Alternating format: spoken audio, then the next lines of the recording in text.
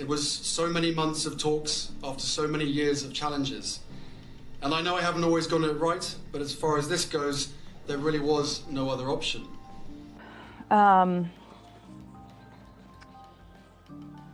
There is a conversation. Hold up. There's Stop several right now. there's several conversations. There's a about conversation with you with Harry about how dark your baby is going to be?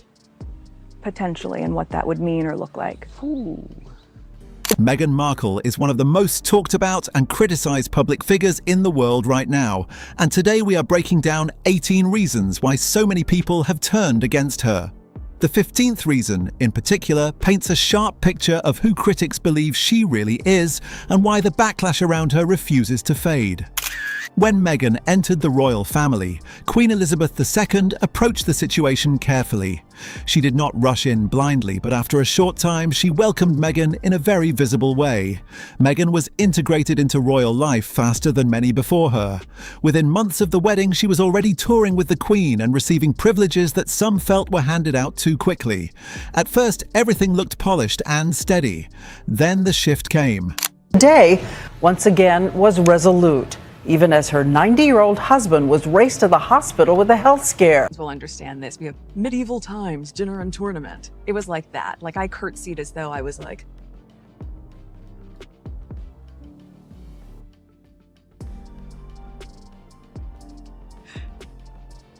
pleasure to meet you, Your Majesty. You know, 3 days before our wedding, we got married. Meghan decided to step back from royal duties, and that decision placed the Queen in a difficult public position. The monarchy does not force anyone to stay. Senior royals have the option to leave.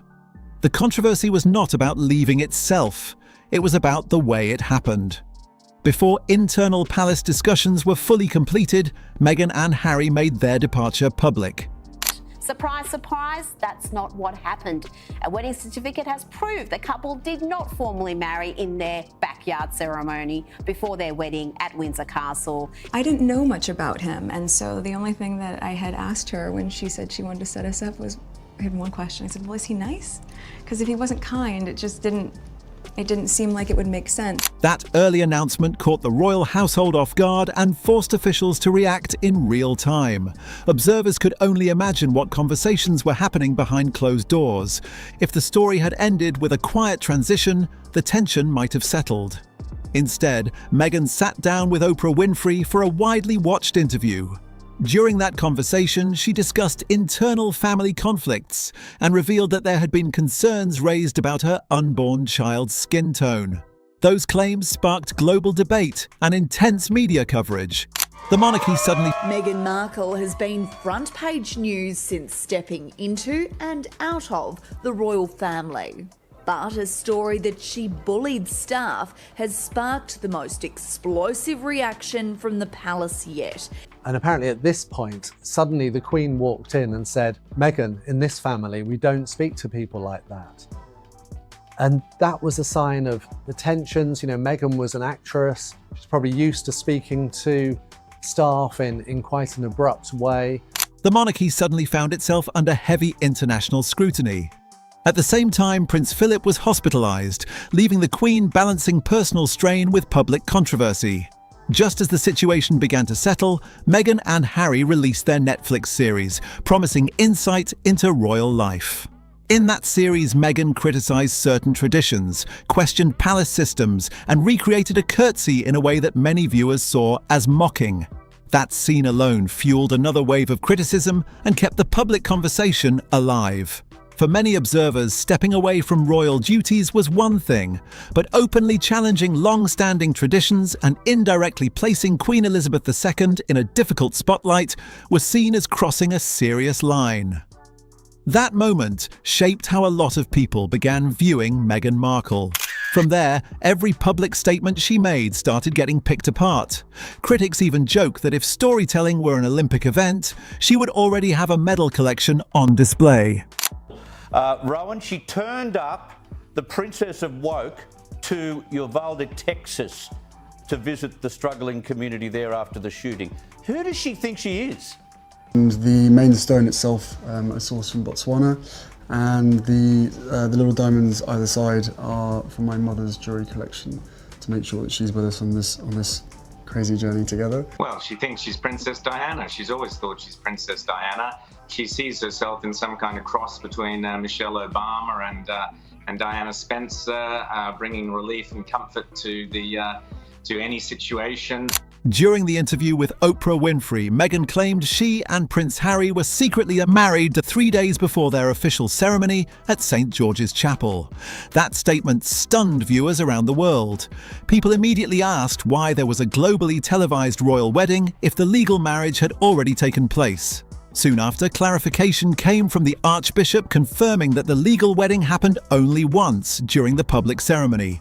If there was a private exchange earlier, it was not legally binding. That clarification triggered even more skepticism about why the original claim was presented the way it was. Another moment that fueled debate happened during the engagement interview. Meghan said she knew almost nothing about Harry or the royal family before meeting him. She explained that she only asked if he was kind, and that was enough for her. Critics quickly pointed out that she had previously visited the United Kingdom and had photos taken near royal landmarks. The Queen Camilla said that Harry had been brainwashed by Meghan, and that in fact members of the royal family felt that Meghan kind of changed Harry's personality, and he went from a fun-loving guy that we all loved and we all liked to this rather furrow-browed guy who seemed to hate everybody and everything. Prince Harry and Meghan Markle have signed a new multi-year film and TV deal with Netflix. Their new output will include a second season of With Love, Meghan, and a documentary about orphaned children in Uganda. The front cover of Prince Harry's new book has been revealed with the title, Spare. According to publisher Penguin Random House, Prince Harry's journey from trauma to healing will be told with raw... To some, the innocent narrative felt hard to square with those details. The tension grew when Meghan spoke about struggling emotionally and suggested palace officials did not provide support. Palace sources later stated that professional resources were available but were not formally requested. These conflicting accounts created confusion. For many observers, it started to look like different versions of the same events were constantly being presented, making it difficult to separate fact from personal perspective. Reports about her working style added another layer to the conversation. Claims circulated that palace staff felt intense pressure while working under her leadership. Former aides allegedly described early morning messages, including communications sent around 4 a.m., which disrupted the traditional structure of palace operations. Royal staff were used to a very specific system, and insiders suggested that Meghan's fast-paced, direct approach did not always blend smoothly with that culture. Demanding privacy but then spilling royal secrets in a bombshell interview to end them all. Well, Queen Camilla reportedly told her friend that Meghan Markle brainwashed Prince Harry. The explosive claims are detailed in a new book by Tom Bower, who alleges tensions were already spiralling just weeks after Harry and Meghan returned from their honeymoon in 2018, and that a supposedly conciliatory tea time meeting between Harry and his brother culminated in Meghan snapping at Prince William, saying, "If you don't mind, get your finger out of my face." Several staff members resigned during her time as a working royal, which only fueled more speculation about what was happening behind the scenes. Some accounts described employees feeling overwhelmed by expectations. There were also allegations that she spoke sharply to certain staff members, including a gardener responsible for maintaining royal grounds. While none of these claims were officially confirmed in full detail, the steady stream of reports reinforced the perception that something inside the palace was not running as calmly as it appeared on the surface. Reports claimed that Queen Elizabeth II personally stepped in at one point, reminding Meghan that every staff member inside the palace deserved respect, no matter their position. Those reports added fuel to the growing belief that Meghan struggled to build smooth working relationships within the royal system. Well, Meghan Markle is allegedly very worried that Prince William could move to strip her of her Duchess of Sussex title when he becomes monarchy.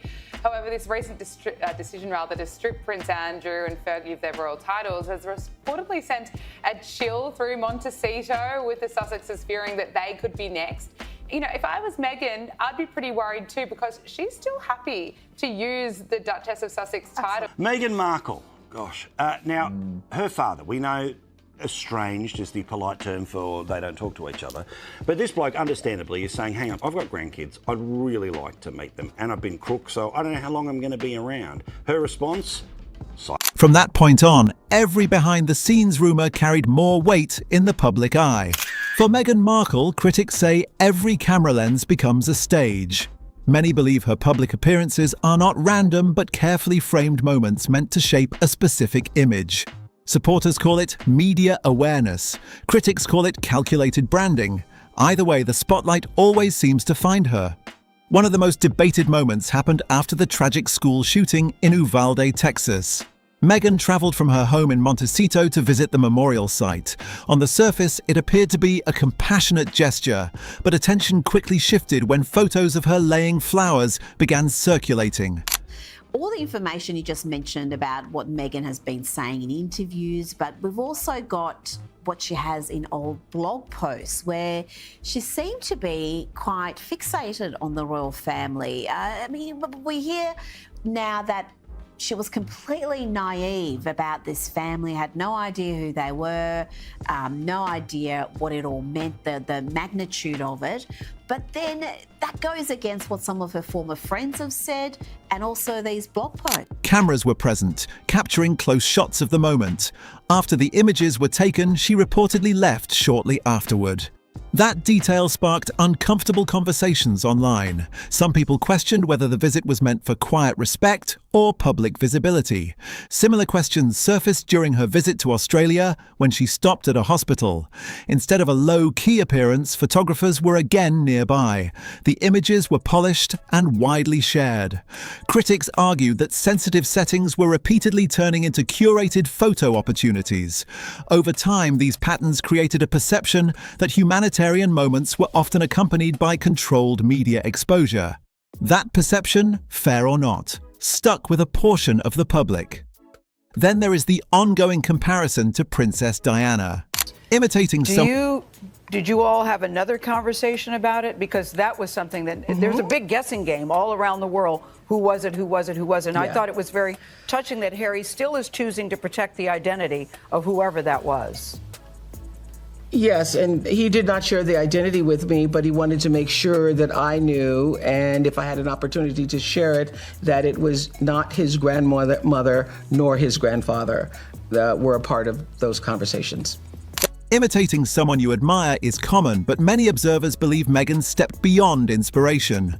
From similar clothing silhouettes to wearing pieces of Diana's jewelry, the visual parallels became impossible to ignore. Supporters describe it as honoring Harry's mother. Others see it as positioning herself within Diana's legacy in a more strategic way. Every time Meghan appeared in an outfit closely linked to Diana's iconic looks, the debate resurfaced. Some critics argued that instead of carving out her own identity, she leaned heavily into an image that already held emotional power worldwide. For them, the question was simple: why not build something original instead of constantly being compared to one of the most beloved figures in modern royal history?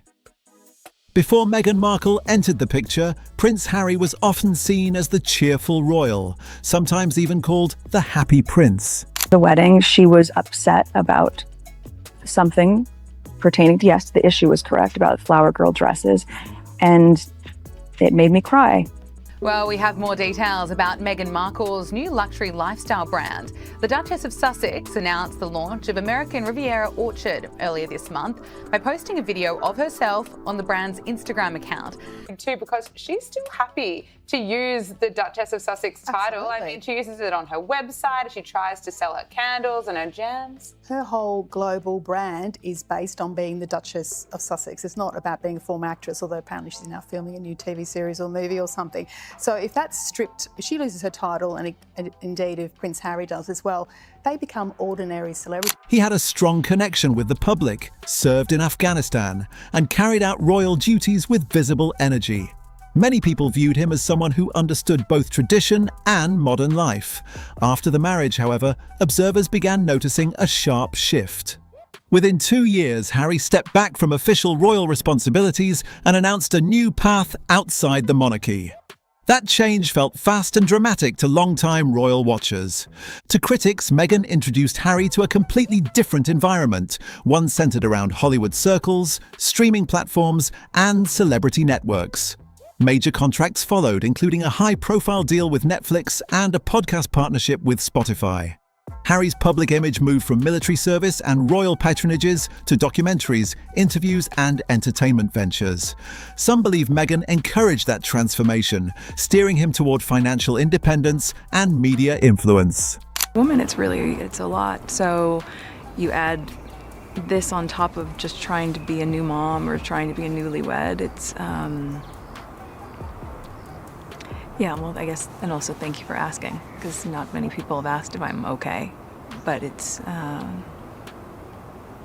very real thing. But the problem is that Meghan wanted to really be the queen, and Harry was her lapdog. He did everything to support Meghan because he needed her, and he's a very needy person. He's damaged himself beyond repair, in my view. For admirers of Harry's former role within the monarchy, the pivot felt sudden and total, almost like watching someone rewrite his entire identity.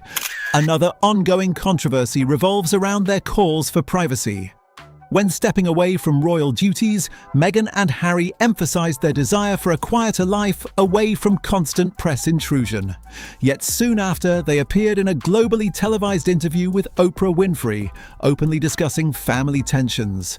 That was followed by documentaries, media appearances, podcasts, and Harry's memoir.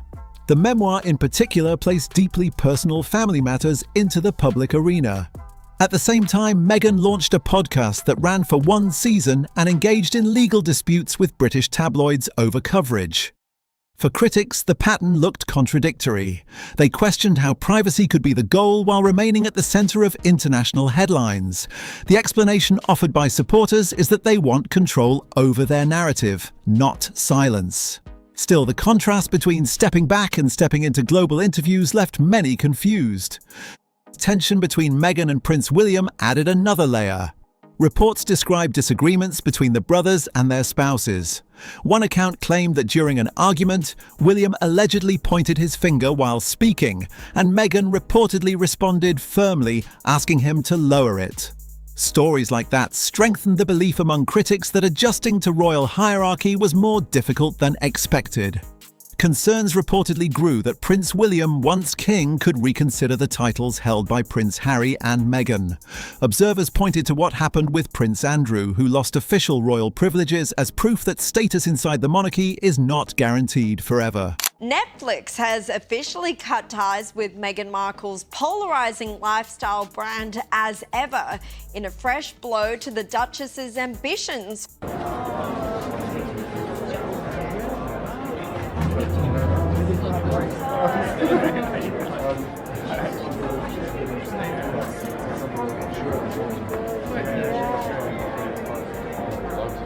Proof that I was there, and proof that I belonged. Because the truth was, I wasn't sure that I belonged. I was so nervous.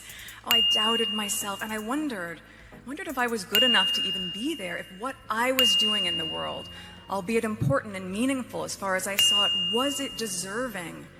There's no excuse for her to treat me this way. No excuse to treat the king that way as well. There were even claims that Meghan suggested legal action if any move was made against their titles. For many royal watchers, the idea of challenging a future king felt bold and risky. To them, it reinforced the belief that Meghan never fully embraced the structure and hierarchy she married into. Family dynamics added another layer to public opinion. Meghan's strained relationship with her father, Thomas Markle, became a major talking point. He did not attend her wedding to Harry, and King Charles III, then Prince Charles, walked her down the aisle instead. Thomas later apologized publicly for earlier media controversies, but reconciliation never appeared to fully happen. Reports described him facing serious health problems and expressing a desire to see his daughter and grandchildren. Critics questioned why there was no visible reunion, especially while Meghan continued attending international events. Supporters argue the situation is more complicated than headlines suggest.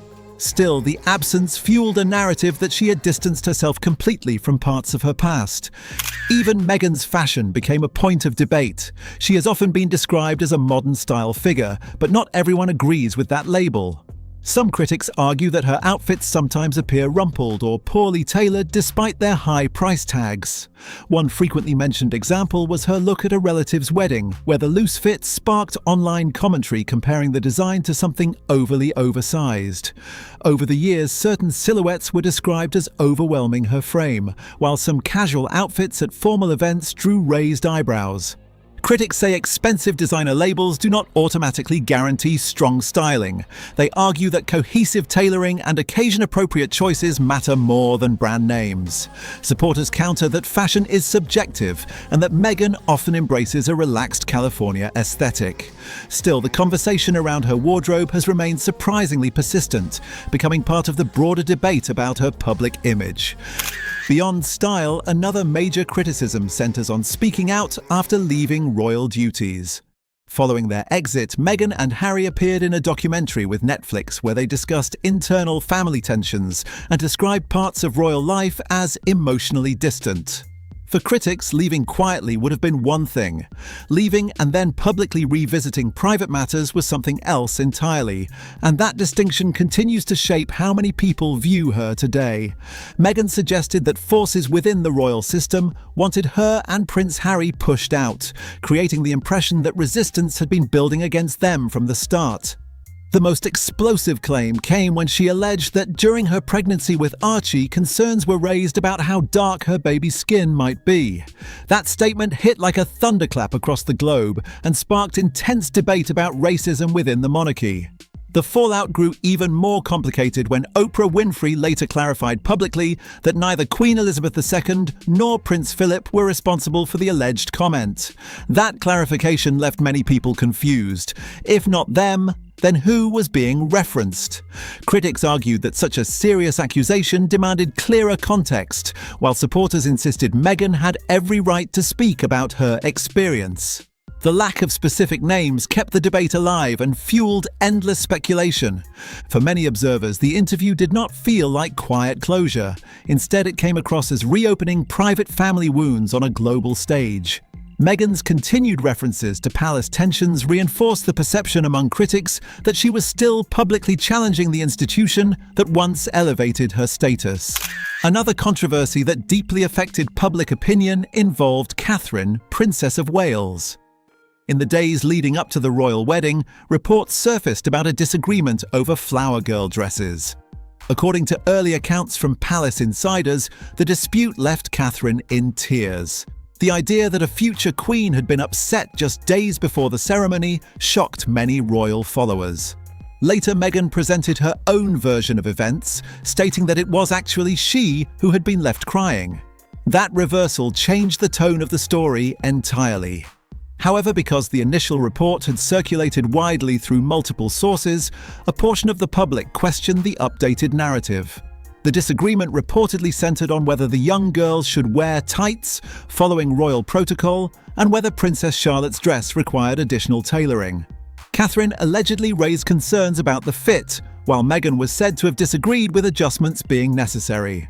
Regardless of which version people believed, that episode marked a turning point for many observers. It shifted the conversation from fairy tale romance to behind-the-scenes friction. Timing also became part of the criticism. Meghan has often been accused of choosing moments that coincided with major royal events. On occasions when senior royals were highlighting national causes or charitable campaigns, announcements connected to Meghan or joint projects with Harry appeared in the headlines. Supporters call it coincidence, critics call it strategic.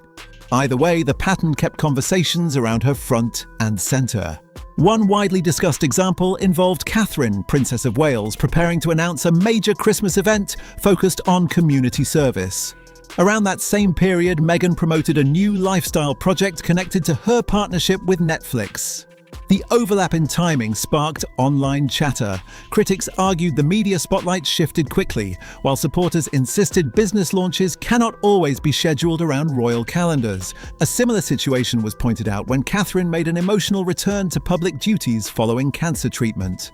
The British public responded with warmth and support, marking it as a significant personal milestone. Around that time, headlines also featured updates about Meghan's brand ventures. For critics, the timing once again felt competitive. Whether intentional or coincidence, the pattern strengthened the belief among some observers that Meghan preferred remaining central in the news cycle, even during sensitive royal moments. Another major controversy centres on her continued use of the Duchess of Sussex title. After stepping back from official royal duties alongside Prince Harry, Meghan retained the title. While this was part of the formal agreement, critics noticed it frequently appeared in business contexts, from product promotions to professional introductions. Gift packages, branding materials, and media features often emphasized her royal status. To some, that felt inconsistent. They argued that distancing from royal responsibilities while still benefiting from royal association looked selective. Supporters counter that the title is legally hers and using it does not break any agreement. Another recurring criticism involves perception. Many observers say that in interviews, documentaries, and podcasts, Meghan often presents herself as misunderstood or mistreated. Whether discussing family tensions, media pressure, or professional challenges, the narrative frequently centers on emotional hardship. Critics feel that responsibility rarely appears evenly shared in those stories. They argue that instead of acknowledging mistakes as part of public life, the focus tends to highlight external systems or unfair treatment. Over time, this created frustration among some audiences who felt they were repeatedly being asked for sympathy towards someone living a life of global recognition and financial comfort. They began asking when accountability enters the conversation. Supporters, on the other hand, argue that wealth and visibility do not cancel out personal struggle. Still, the repeated framing of conflict through the lens of personal suffering left a portion of viewers feeling disconnected from her message. Whenever Meghan is compared to Catherine, discussions quickly become intense. The contrast between their public styles, media approaches, and royal positioning fuels ongoing debate. For critics, the comparison highlights differences in how each woman navigates tradition and public expectation. For supporters, it reflects unfair rivalry amplified by constant media framing. Either way, the tension between those two public images continues to dominate headlines and shape opinions.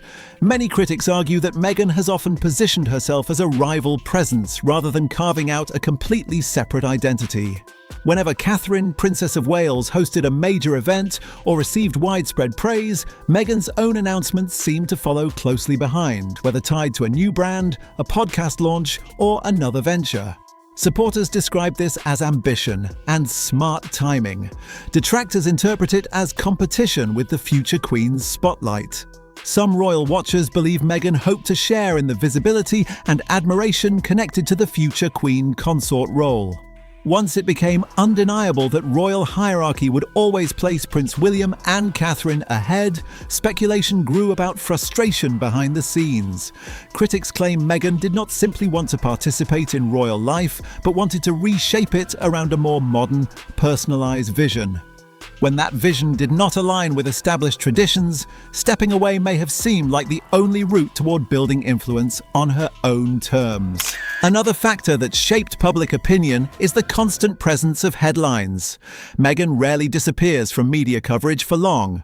A new interview, a fresh legal dispute, or a carefully timed public appearance tends to surface every few months. Instead of settling into a quieter post-royal chapter, she remained deeply entangled in public conversations. Legal battles with tabloids, statements correcting media narratives, surprise interviews, and coordinated projects ensured her name stayed in circulation. For some observers, this created fatigue. They began to feel that controversy followed her consistently. Whether intentional or not, calm periods often seemed brief before another development reignited debate. Audiences who initially felt sympathetic eventually expressed exhaustion over what looked like an ongoing cycle of accusation, clarification, and counter-response. Over time, instead of analysing each individual event, critics began associating her entire public identity with continuous tension. When Meghan and Prince Harry relocated to the United States, major entertainment companies quickly showed interest, largely due to their royal connection. Netflix signed a high-value deal reportedly worth millions, and Spotify secured its own partnership. Expectations were extremely high. Many assumed royal access would translate into rare insights and compelling storytelling drawn from first-hand experience. However, several projects struggled to maintain long-term impact. Viewership numbers and podcast performance became part of public discussion. Critics argued that initial curiosity did not always convert into sustained engagement. Supporters countered that building a media brand takes time and experimentation. Still, the gap between sky-high expectations and mixed results added another layer to the broader debate surrounding Meghan's post-royal influence. Some of the major productions connected to Meghan and Prince Harry received mixed reviews, and a few high-profile partnerships ended sooner than expected. That shift sparked fresh debate. Critics began questioning whether the original contracts were driven more by royal status than by proven creative output. The excitement that surrounded the announcement slowly turned into scrutiny once results were measured. One widely discussed moment involved Harry speaking with Bob Iger, the CEO of the Walt Disney Company, about possible voiceover work for Meghan. The exchange, captured during a public event, gave the impression that royal proximity was being used to unlock entertainment opportunities. To critics, that clip symbolized a larger pattern. They felt connections built through monarchy were being redirected toward Hollywood advantage. When certain projects did not reach expected levels of success, disappointment followed from both audiences and industry observers. Another point that raised eyebrows was the gradual disappearance of Meghan's early circle of friends. Before royal titles, before the high-value deals with Netflix and the interview with Oprah Winfrey, she was known to have a close-knit group from her acting years. These were people who supported her during auditions and celebrated career milestones. Yet over time, many of those names faded from her public life. There were no dramatic public feuds, no explosive statements. The friendships simply seemed to dissolve quietly. For some observers, that pattern felt unusual. Losing contact with one or two friends can happen naturally, but when nearly an entire early circle disappears, questions start forming. Critics ask what may have shifted behind the scenes. Supporters argue that major life transitions often reshape social circles. Still, the silence surrounding those changes has fueled speculation. Perhaps the most persistent criticism centers on perception. Across interviews, documentaries, speeches, and appearances, some viewers feel that Meghan consistently positions herself at the center of the narrative. Whether attending charity events or discussing family tensions, the focus often circles back to her experiences and personal journey. Supporters see this as confidence and self-advocacy. Critics interpret it as a constant need to control the spotlight. Over time, that perception became deeply embedded. Some concluded that Meghan does not just want influence or independence. They believe she wants to define the entire conversation around her own perspective. That ongoing tension between ambition and attention-seeking continues to shape how different audiences respond to her public presence. Critics often argue that Meghan did not just want independence. She wanted full control over the narrative and over how she is judged in the court of public opinion. Once that perception takes hold, every new interview, project, or appearance starts to reinforce the same idea. Fair or not, people begin viewing each move through that lens, assuming strategy instead of sincerity. And there you have it, 20 reasons why so many people say they dislike Meghan Markle. Do you agree with these points, or do you think something important was left out? Drop your thoughts in the comments section below. Make sure to like this video, subscribe to the channel, share it with others, and we will see you in the next one.